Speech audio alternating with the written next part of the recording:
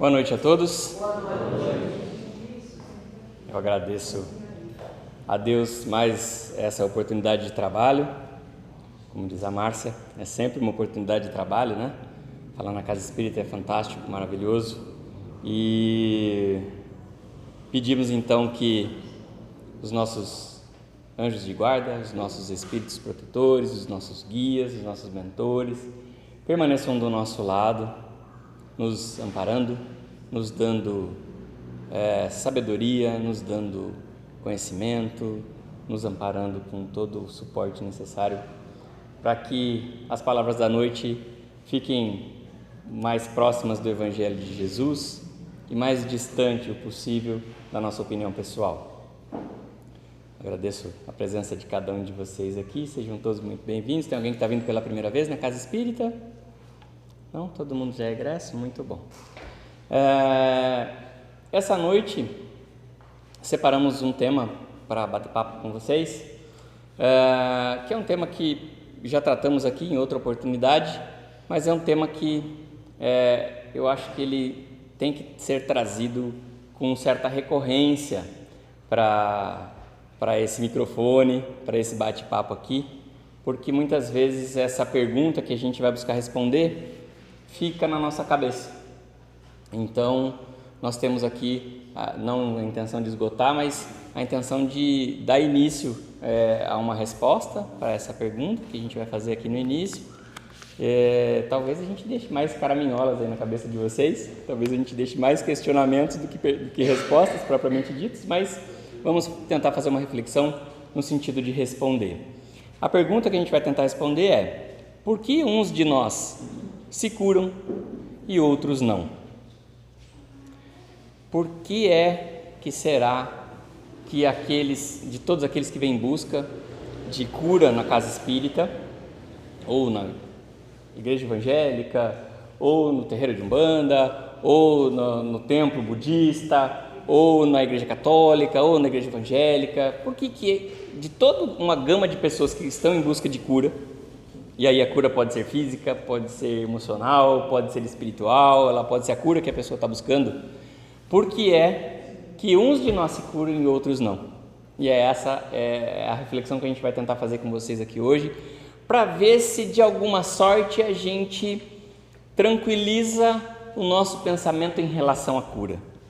Essa é a verdade da resposta, na verdade, é tentar trazer tranquilidade para aqueles que que já se questionaram ou que estão com esse questionamento latente aí na cabeça, tá?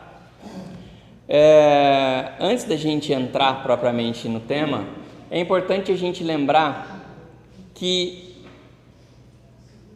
o ser humano encarnado, né, esse espírito que habita o nosso organismo físico, ele é composto por três componentes, vamos dizer assim, né? O primeiro componente é esse mais fácil da gente identificar, que é o corpo físico, a matéria, nosso organismo, né? Nosso corpo físico. Então, o nosso corpo físico, ele é o veículo utilizado pelo nosso espírito, que é um ser imaterial, imortal, invisível, na mais das vezes, e que então utiliza de um corpo físico durante um período aqui no planeta Terra. Então, um fator é o corpo físico, o outro é o espírito. E nós temos o perispírito, que é um corpo periespiritual. O corpo periespiritual, ele é semimaterial e ele envolve o nosso espírito e faz com que o nosso espírito fique acoplado ao nosso corpo físico.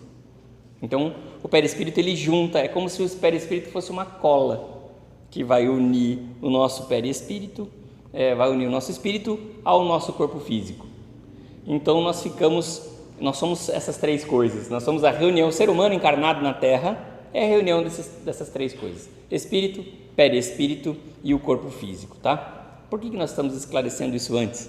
Porque a gente vai falar um pouquinho dessas coisas durante essa nossa exposição, e é importante que a gente saiba disso, então, de forma antecipada, tá? E aí vai ficar claro no decorrer da nossa conversa aqui. Há motivos que explicam por que uma pessoa é curada e a outra não. Se ambas buscam o auxílio espiritual, às vezes o portador de uma moléstia entrega-se ao desespero. A doença é incurável ou de cura difícil, então ele procura ajuda espiritual. Por um imaginário ligado ao fantástico, ao extraordinário, e espera um súbito milagre, né? Às vezes a pessoa tem uma doença, como diz o texto, muito difícil de curar, ou até mesmo incurável, né? Incurável a gente fala, mas na maioria das vezes, né? Por exemplo, as pessoas dizem que o câncer é uma doença incurável, não é isso? A medicina ainda não encontrou um remédio que você toma e você se livra do câncer de uma vez. Ainda não existe. O que existe de tratamento hoje são tratamentos paliativos e, na mais das vezes, a medicina vai lá e retira, por exemplo, eu tenho um câncer de mama, um câncer de útero, vai lá e retira aquele órgão que está acometido pelo câncer e a pessoa então passa a viver sem aquele órgão. É uma maneira de você deixar o corpo físico do ser humano saudável, entre aspas. Mas a cura, como a gente tem para outras doenças, por exemplo, você toma um remédio e se cura, vamos pensar aqui numa dor de barriga, você desandou, está com diarreia, por exemplo. Você vai lá na farmácia, compra um remedinho, regula a sua flora intestinal e a sua diarreia vai embora. Você tem um problema, sei lá, no fígado, toma um remédio, cura o fígado, resolve. Tem um problema no pulmão, vai lá, toma um remédio. Então, algumas doenças são curáveis, outras não, para a medicina, certo? Para a medicina tradicional, né? Na doutrina espírita, em muitas casas, inúmeras casas, nós temos relatos de pacientes que chegaram, por exemplo, acometidos de um câncer e foram curados. Não houve cirurgia, foi lá, tira e leva embora, não. Esses pacientes foram curados de doenças como o câncer, por exemplo, que a ciência entende como uma doença incurável. Inúmeros, não é 1, 2, 3 casos, inúmeros casos de pacientes que foram curados do câncer com tratamento espiritual. Então, a cura é relativa. E é aí que esse texto vem nos trazer essa noção de relatividade da cura, tá? Se em cirurgias mediúnicas ou não se deve contar com um milagre, né? Porque o texto anterior está falando, às vezes a pessoa vai em busca de um milagre. Às vezes eu procuro a casa espírita em busca de um milagre, porque eu já fui na medicina tradicional, não achei, não encontrei, não resolvi. O médico disse, acabou, o que eu tinha de possibilidades aqui acabou. Agora, se você tem fé, vai na tua fé, busca ajuda na tua religião, porque na medicina a gente não tem mais o que fazer. Então, muitas vezes a pessoa vem até a casa espírita em busca de cura. Vence, muitas vezes, o preconceito que é um preconceito social em relação à doutrina espírita. E eu falo de preconceito com propriedade porque eu era preconceituoso em relação à doutrina espírita. Nasci, cresci na igreja católica, demorei uma eternidade. Minha esposa já ia lá em Campinas, quando a gente morava lá. Ela ia no Allan Kardec, lá em Campinas, que é uma casa muito grande, muito antiga de Campinas, e eu tinha que levar, porque ela não dirigia ainda, ela veio aprender a dirigir em Piracicaba. Mais de 20 anos isso para trás, tá? Eu ia levar ela até a porta da casa espírita lá, Neuza, no centro de Campinas, deixava ela na porta, ela falava, entra para assistir palestra comigo, eu pegava o carro e ia embora. Que hora que acaba? Meio-dia, voltava, deixava elas 9, voltava a buscar ela meio-dia. Com medo de entrar na casa espírita. Puro preconceito. Preconceito que foi criado pela sociedade em que eu vivia. Porque no meu imaginário da época, eu imaginava que ia chegar aqui dentro, né? Ou lá na casa espírita que ela ia, que os espíritos estavam todos andando aqui sem pé, sabe? Que nem a gente vê no filme. Esse era o meu imaginário. Eu achava que dentro da casa espírita os espíritos iam estar todos assim, com aquele lençol branco, só com o olho de fora, andando sem pé, perambulando assim. Esse era o meu imaginário. E eu demorei muito tempo para vencer esse preconceito, esse pré-conceito, né? Porque eu tinha um conceito concebido lá na minha cabeça do que era falar de espíritos e tal. E aí só que em Piracicaba que eu vim conhecer, primeiro no Instituto Espírita, lá na rua, na Avenida Brasil, e depois aqui, com ele que me mandou para cá, o Instituto de Difusão Espírita de Piracicaba me mandou para cá, falou, não, tem uma casa mais perto da tua casa, tem um centro espírita mais perto da tua casa e tal. A gente veio conhecer e nunca mais eu saí daqui. Então, muitas vezes, por preconceito, as pessoas demoram para chegar. E às vezes, na busca da cura milagrosa, a gente vem até a casa espírita. Porque eu já atendi pessoas aqui, eu já vi isso acontecer aqui. A pessoa veio e falou, eu já fui tudo quanto é lugar, e só aqui que disseram que ia resolver, porque o médico me virou de ponta cabeça, eu não tenho nada, mas eu continuo doente. E aí a pessoa veio aqui e aqui ela encontrou a cura. Aqui em outras tantas casas espíritas que nós temos espalhadas por aí. Então, vencido o preconceito, a pessoa vem mesmo na busca de um milagre, mas não esse milagre fantástico de algo que seria inatingível e inalcançável. Não é esse milagre, mas às vezes é o milagre da cura mesmo que ela está procurando e que a medicina tradicional não vai encontrar. Porque às vezes a doença não está aqui na matéria, no corpo físico. Faz exame, faz raio-x, vira de ponta cabeça, entra naquela máquina que vê a pessoa do contrário, dos avessos, não tem nada. Realmente a pessoa não tem nada. Mas a pessoa continua doente. E às vezes a resposta é uma resposta de uma doença que está no perispírito ou que está no espírito da pessoa. E aí aqui ela vai encontrar a cura. Tá? Então, sem cirurgias mediúnicas ou não se deve contar com milagre, quem dirá um milagre instantâneo. Então não existe, né? Um negócio que vem, já resolveu, está pronto, não. A pessoa pode ou não conseguir bom êxito, por exemplo, numa cirurgia feita à distância através de irradiação fluídica no perispírito, ao dormir, ou executada com ou sem corte no corpo físico por meio de um médium de operações mediúnicas. Existem muitas casas que têm médicos da Terra que recebem entidades mediúnicas espirituais, que são médicos desencarnados que fazem cirurgias espirituais, tá? Com corte e sem corte. Depende muito de um estado psíquico, de uma reciprocidade fluídica, oriunda de certa característica ectoplasmática, do indivíduo que busca tratamento. E aqui a gente precisa parar, porque aqui talvez esteja uma das coisas mais importantes para responder porque uns se curam e outros não. Vejam que ele diz que é necessário uma reciprocidade fluídica. Ou seja, o paciente que está em busca de cura, não é só aqui, em qualquer lugar, inclusive na medicina tradicional.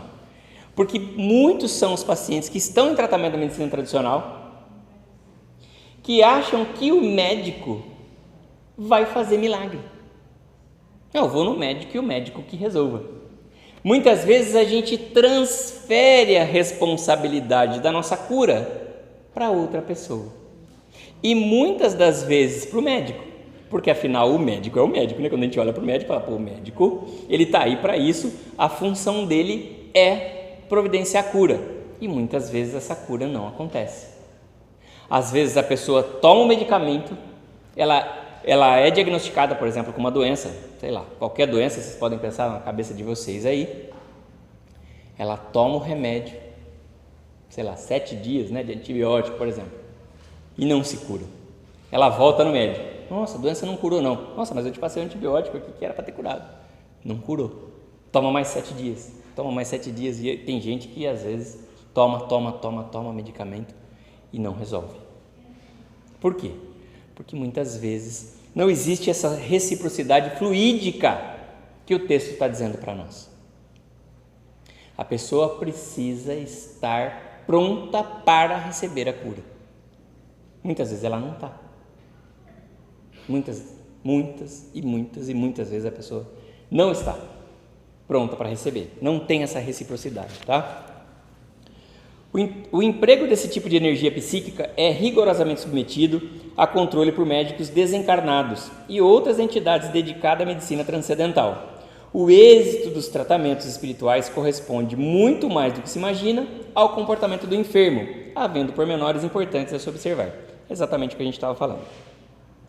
Fluidos saudáveis do enfermo tornam bem mais fácil a tarefa dos benfeitores espirituais.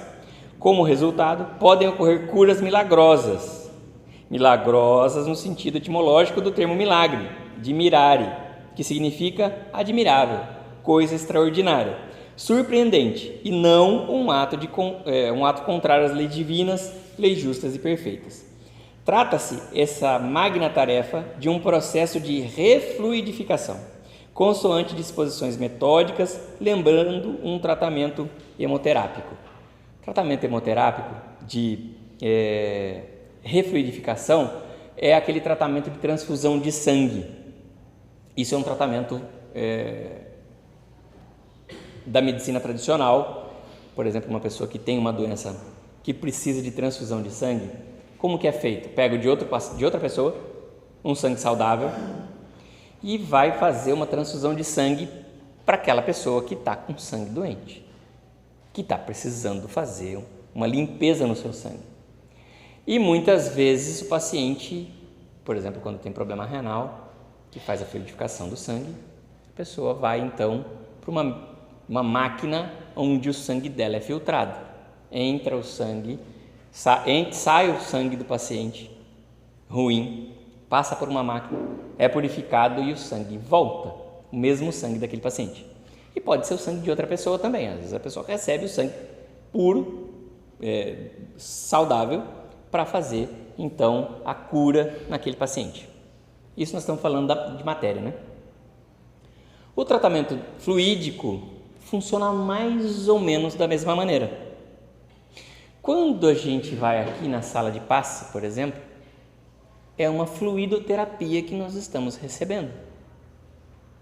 Os nossos fluidos, muitas vezes, eles são captados no ambiente, por isso que é importantíssimo que o ambiente onde a gente se encontra agora, parece, mas eu estou só sentado na cadeira, não estou fazendo nada aqui. Não está fazendo nada? Você se engana. Porque muitas das vezes o tratamento daquele que está lá na cromoterapia ou o tratamento daquele que está aqui na sala de passe depende do bom fluido que você tem aqui e que você está colocando à disposição aqui.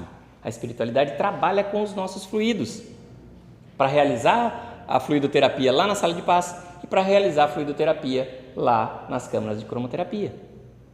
Como isso, Luciano? Quando a gente chega bem aqui, mas eu cheguei, briguei em casa antes de vir, briguei no trânsito, discuti, meu dia foi bagunçado no trabalho, eu não estou com condição de doar nada, tudo bem. Esse que chega aqui sem fluidos bons, vai receber bons fluidos, mas aquele que vem aqui com o seu coração aberto, amoroso, confiante no que está fazendo, confiante no tratamento que está recebendo, que vem aqui com o seu amor, né, expandindo, esses fluidos serão aproveitados para tratar daqueles que precisam. É uma fluidoterapia. Esse fluido vai entrar através do passe, vai entrar através da cromoterapia naquele paciente que está precisando do fluido bom, positivo, expurgando assim os fluidos negativos dessa pessoa. Mas todos aqueles que estão em busca de tratamento precisam que um mínimo de fluido seu esteja bom. Por quê? Porque você precisa estar receptivo para o tratamento que vai ser entregue para você. E não é só no momento do passe, não é só no momento da cromoterapia. É a partir do momento que a gente entra da porta para dentro ali. Entrou na casa espírita, pisou aqui dentro, já com a intenção de receber energia boa, já estava recebendo. A equipe espiritual, a equipe médica espiritual que trabalha aqui nessa casa, já está proporcionando, eles já sabem, dentre nós aqui, aquele que pode doar energia hoje e aquele que precisa receber. E eles já começam a fazer esse trabalho. E aí, é através dessa fluidoterapia, é que as curas são feitas na casa espírita. Seja aqui, seja em outra. Seja num tratamento à distância, seja aqui presencialmente. Então, a gente precisa estar preparado para esse tratamento de refluidificação, tá? Como, por exemplo, e só para ilustrar, vale dizer que essa prática da medicina terrena consiste em um médico estimular o vigor do paciente. Como se sabe, o médico extrai uma quantidade de sangue, aí aqui é o que a gente já falou, né? Ele exemplifica aqui, fala do passe também. Aqui eu já falei que aqui na casa o tratamento é feito através do passe e da cromoterapia. Outro motivo para o êxito das cirurgias está nos preparativos básicos. Então, identificar quem é a pessoa, isso é feito aqui com o atendimento que é feito, o pré-atendimento que é feito antes da pessoa vir receber o passe ou antes da pessoa receber o tratamento de cromoterapia, ou alguém chegou aqui, não falou com ninguém, já entra lá na câmera de cromoterapia. Não, né? Existe uma identificação, existe um pré-atendimento que é feito, ou o atendimento é feito diretamente na maca, para que a equipe espiritual possa compreender o que está acontecendo. Quem é esse paciente? O que é que ele tem? Qual é o processo kármico que ele está trazendo aqui? Aonde nós precisamos cuidar dele mais? É mais na cabeça? É mais no coração? É mais no organismo físico? É mais no espírito? Ou o seu perispírito que está mais doente? O que está acontecendo com ele? Esse atendimento, esse pré-atendimento a essa fluidoterapia é de extrema importância, porque ali a gente identifica e, de uma maneira individualizada, a gente entende quem é o paciente e exatamente o que é que ele precisa. Mas se tiver tudo isso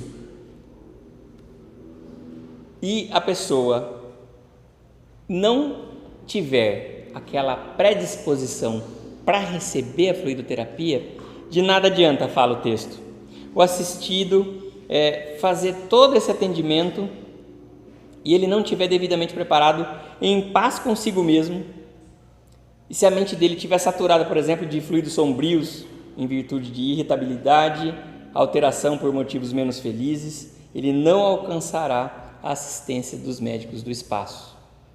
Olha como é importante quando a gente está fazendo o tratamento, são 6 semanas ainda, né, Neuza?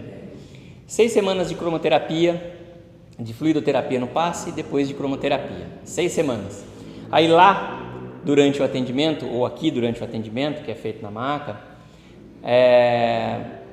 a equipe que está te atendendo vai dizer assim para você: olha, você precisa procurar ficar mais tranquilo durante esse período aqui, evitar de se indispor, você precisa manter uma alimentação mais equilibrada, mais balanceada, mais saudável, você precisa evitar de falar palavrões, evitar de brigar no teu trabalho, evitar de brigar na tua casa com os teus parentes, manter a tua casa limpa. A pessoa não entende por que precisa manter a casa limpa.